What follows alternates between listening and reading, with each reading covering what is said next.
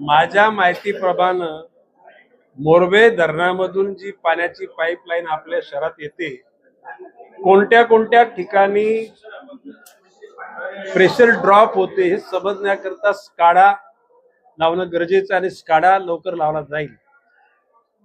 मधल्या प्रशासकीय कालखंडात आणि त्याच्या पूर्वीच्या कालखंडामध्ये काही अतिशय चॅम्पियन असलेल्या आयुक्त लोकांनी महासभेची परवानगी न घेता काही शहरांना वाढून पाणी दिलेलं आहे आणि काही लोकांनी चोरून घेतलेलं आहे. आता त्याचा निश्चितपणे पाठपुरावा करून त्या चोरी करणाऱ्या लोकांना शोधून काढावं. आता त्याचबरोबर बारवी धरणाचं 25 MLD पाणी ते 62 लोक परमनंट झाले, परंतु बारवी धरणाचं ते 25 MLD पाणी मिळालेलं नाही.